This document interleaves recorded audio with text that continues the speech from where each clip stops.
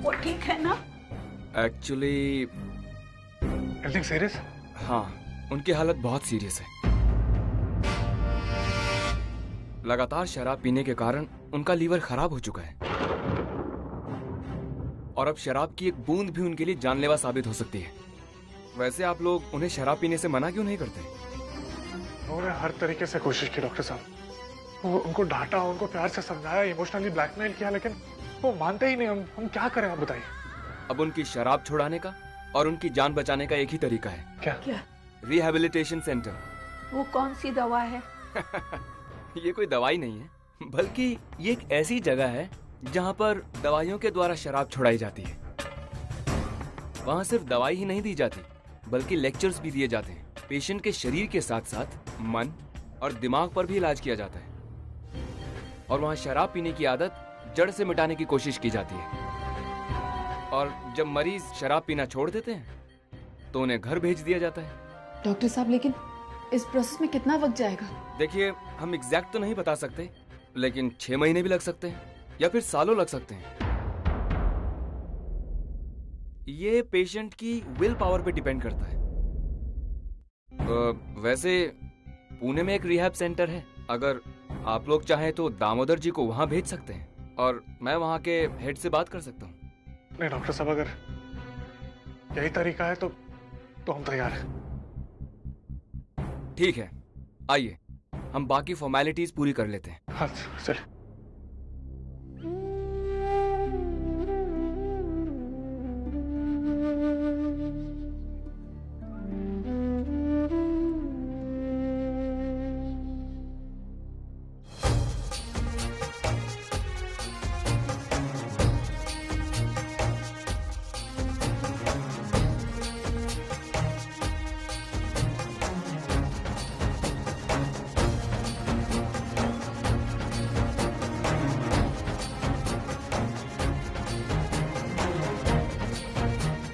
सुलोचना ताई, ये देखा आपने? आपकी फोटो छपी है अखबार में। किसी मानव ने छपवाई है और उसने ये भी लिखवाया है कि वो लोग आपको ढूंढ रहे हैं।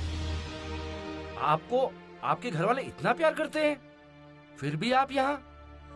देखिए ताई, हम लोग यहाँ शांति निकेतन में इसलिए हैं कि हमारा वाकई कोई भी नहीं है, और अगर कोई है भी, वो लोग नहीं चाहते कि हम उनकी जिंदगी में इंटरफेयर करें।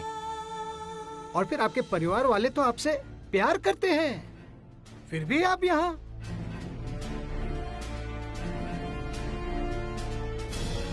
ये मानव आपका ही बेटा है ना? नहीं ताई, मैं इतनी नसीबवान था कि मेरा मानव जैसा बेटा हो। मानव मेरा दामाद है, लेकिन बेटे से भी ज्यादा प्यार करता है वो मुझे।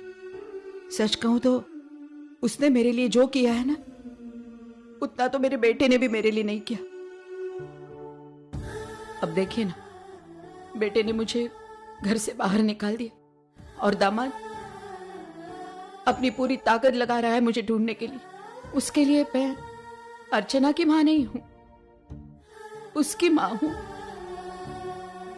सच कहती हूं, मैं बेटे से ज्यादा भरोसा मानव पर करती हूँ। कोई मुसीबत आए तो मेरे मुंह से अपने बेटे का नाम नहीं, मानव का नाम निकलेगा।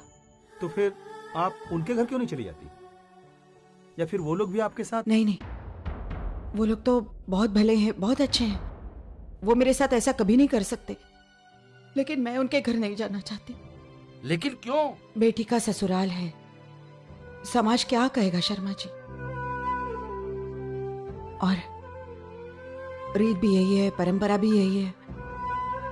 मैं उनके यहाँ जाऊंगी तो लोग तरह तरह के सवाल पूछेंगे और उन्हें मेरी वजह से खामखा परेशानी हो। मैं उनकी परेशानी की वजह नहीं बनना चाहती। मैं आप लोगों से हाथ जोड़कर विनती करती हूँ कि मानव को मत बताइए कि मैं यहाँ पर हूँ। आप चिंता मत कीजिए, हम में से यहाँ पर कोई भी आपके दामाद को कुछ भी नहीं बताएगा।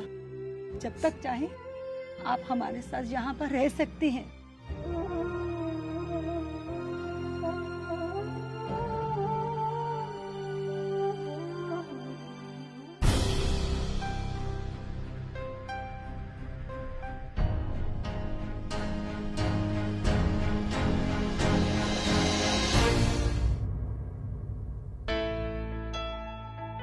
अरे वाह, बड़ा आलीशान महल है हमारे दामोदर पंत के लिए। देखरेख के लिए सिस्टर है, डॉक्टर है, वार्ड बॉय है, सोने के लिए नरम नरम गद्दे हैं। इतना सब होने के बाद कौन भला दारू नहीं पिएगा? सविता। अरे मुझसे इतना तंग आ चुके ना आप, तो मुझे बोलने का था ना, तो मैं मानव को बोल के तुम्हारे लिए एक आलीशान कमरा बनवा लेती थी। उसमें बैठ के हमारे दामोदर महाराज अच्छी तरह दारू पिया करेंगे। है? क्यों नहीं बोला मुझे? तू क्या बोले जा रही है? मैं क्या इसीलिए थोड़ी ना दारू पीता था। मैं तो दारू के बारे में तुम बोलो ही मत।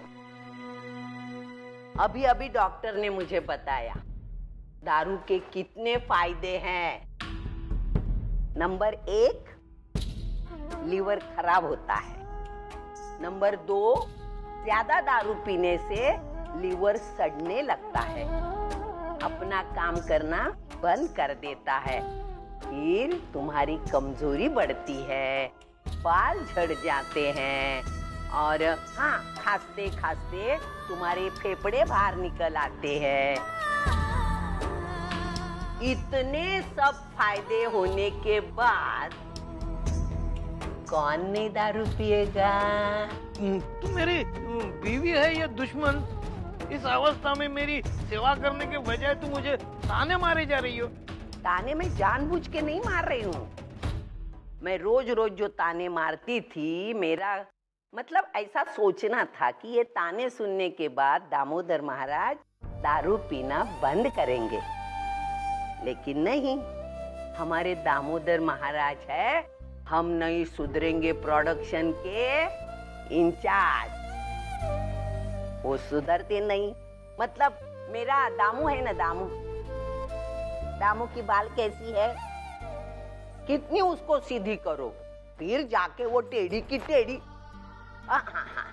उठना नहीं, सो के रहो ना, सो के रहे। हाँ, मैं जितना बोल रही हूँ उतना सुनो। अगर असर हो गया तो अच्छा है, नहीं तो आप hospital, nurse, doctor, Ram Ram. तू जाना अभी। क्या दारू लाऊं? जाके जाके दारू ला जा। कौन से गुत्ते से लाऊं बताओ?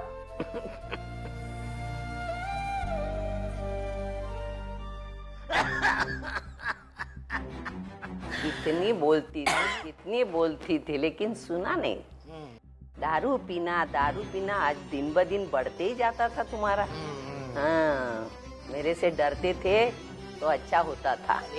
डरा नहीं ना, इसलिए अभी झगड़ा मत करो, फिर खांसने लगोगे, फिर मुंह से क्या खून आएगा, मुझे डर लगता है। पानी दे, पानी। हाँ, देती। मानो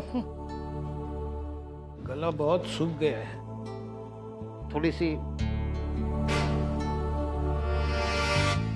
आप अब भी शराब पीना चाहते? क्यों अपनी सेहत के साथ खिलवाड़ कर रहे हैं? हाँ, आप नहीं चाहते कि आप ठीक हो जाए, हमारे साथ रहे? बाबा देखिए, आपको अपनों के लिए शराब छोड़ना ही पड़ेगा, या फिर आप हमसे प्यार ही नहीं करते। अरे पगले, मैं तुम लोगों से बहुत प्यार करता हूँ, इसलिए तो अब तक जिंदा हूँ, वरना मैं कब का। अब अरे बेटा, ये शराब तो एक बहाना है अकेलापन दूर करने का। तू काम के लिए बाहर रहता है, अर्चना बच्चों के साथ बिजी रहती है, और तेरी आई वो तो उसके बड़े बड़े कामों में बहुत बहुत बिजी रहती है, और मेरे अपनों के पास मेरे लिए वक्त नहीं है। आप भी देखना, आज कितने दिनों बाद तुम मेरे पास बैठ के मेरे से बातें कर रहा है। मैं बेटे अपनी खुशी के लिए दारू नहीं पीता, ये अकेलापन मुझसे बर्दाश्त नहीं होता, इसलिए मैंने दारू से दोस्ती की है। सही कह रहे बाबा, जो आपकी हालत है उसका जिम्मेदार मैं ही हूं। अपने काम में इतना बिजी हो गया कि आपको वक्त ही नहीं दिया। लेकिन बाबा, मैं आपसे वादा करता हूं, आज के बाद ऐसा नहीं होगा। आप जब कभी एक्सपेक्ट करेंगे कि आपका बेटा आपके साथ हो, मैं हमेशा रहूंगा। बस बाबा, ये शराब पीना छोड़ दो प्लीज। लेकिन अचानक कैसे? मैं हमें पता है बाबा कि आप अचानक शराब पीना नहीं छोड़ सकते, इसलिए हमने डिसाइड किया है कि आपको हम कुछ दिन के लिए रिहैब भेज देंगे।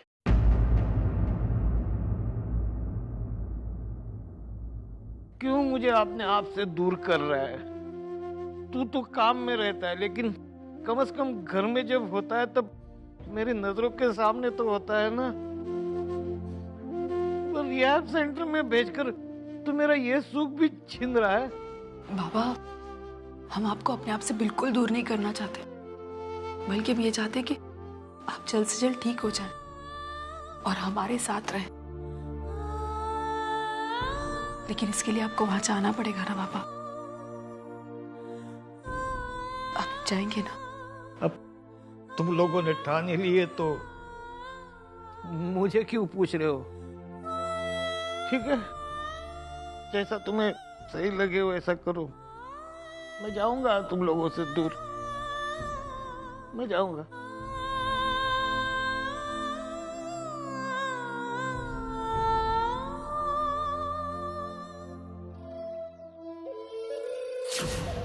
फिलहाल ये पैसे रख लो, बाद में और दूंगा। जैसा मैं कहता हूं वैसा करते जाओ। मानव के प्रोजेक्ट में घटिया से घटिया मटेरियल का इस्तेमाल होना चाहिए। और बिल सर?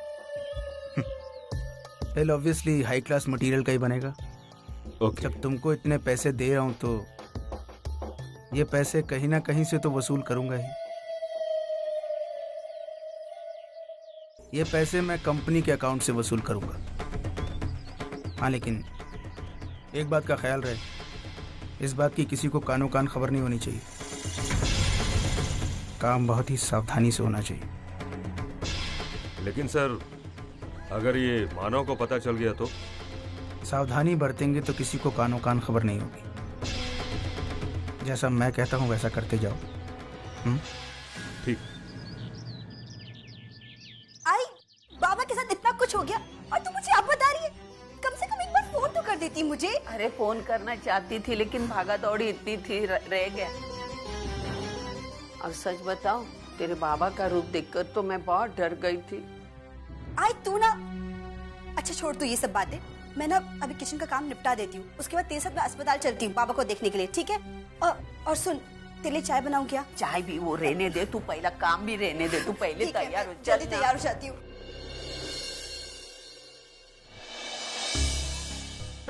अरे ताई, कैसी है आप? कब आई? अभी आई।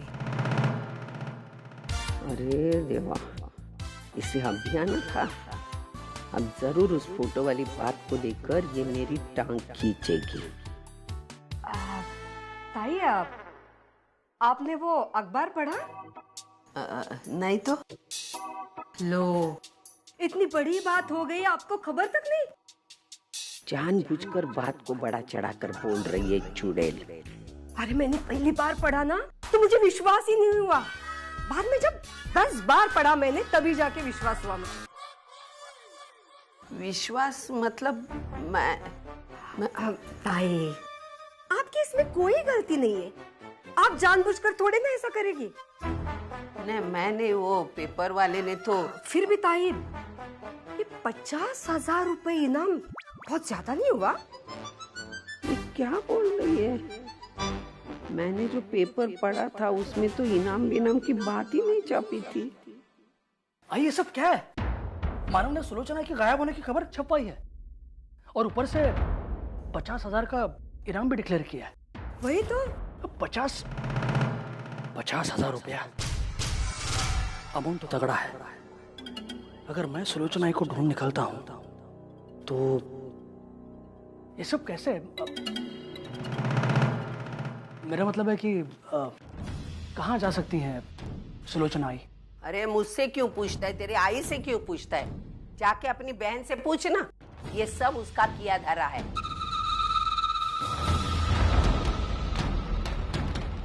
ये आंखें फाड़ फाड़ कर क्यों मेरे तरफ देख रही है? मैं सच्ची तो कह रही हूँ। मुझे मेरे बेटे पे बहुत नाज है। उनके घर का दामाद है, फिर भी बेटे जैसा उनके साथ रहता है। और तुम्हारी बेटी और तेरी बहन उनकी बहू होते हुए भी उनकी बेटी नहीं बन सकी। अरे वंदू, तू हुई कि नहीं तैयार? चल, जाने का है जल्दी हॉस्पिटल में।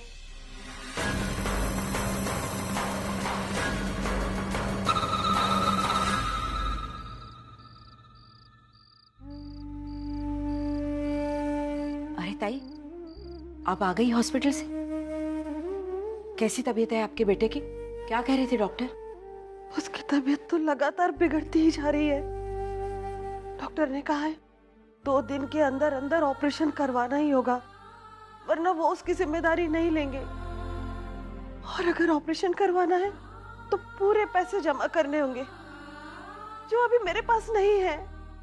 मेरी तो कुछ समझ में नहीं आ रहा है, इतने कम समय में इतने पैसों का इंतजाम कैसे होगा ताई? देखिए, आप शांत हो जाइए, अब शांत हो जाइए। कैसे शांत हो जाऊं ताई? मेरा बेटा मर रहा है वहां पर। वो अच्छा है बुरा है, जैसा भी है तो मेरा बेटा। मैं उसे मरने के लिए कैसे छोड़ दूं ताई? कैसे? ताई, इस तरह निराश मत होइए।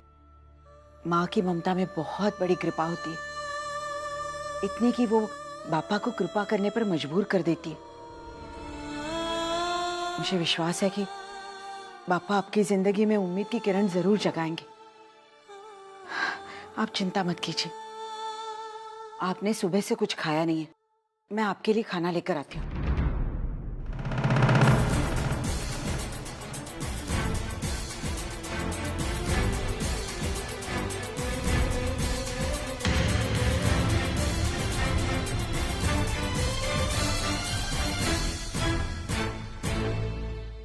आई का कुछ पता चला? चिंता मत करो अर्चना, सब ठीक हो जाएगा। सविता आई कहीं दिखाई नहीं दे रही? सविता आई वो हॉस्पिटल में है। हॉस्पिटल में? हाँ। क्यों? बाबा हॉस्पिटलाइज है। क्या हुआ पापा को? एक्चुअली आपको तो पता ही है कि बाबा को दारू पीने की आदत है।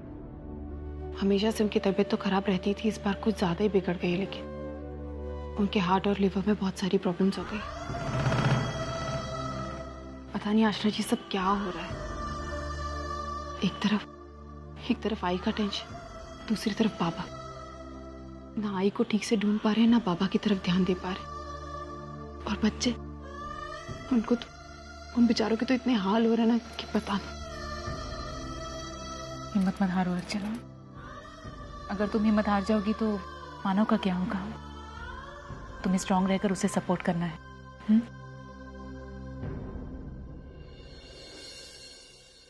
आशना जी, आप? मानव,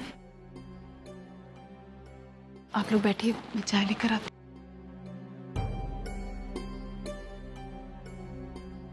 आई के बारे में पूछने आई थी, कुछ पता चला उनके बारे में? अर्चना बता रही थी कि बाबा हॉस्पिटलाइज्ड है। कैसे है वो? अभी तो ठीक है, लेकिन जब तक हॉस्पिटल में है तब तक टेंशन बनी रही।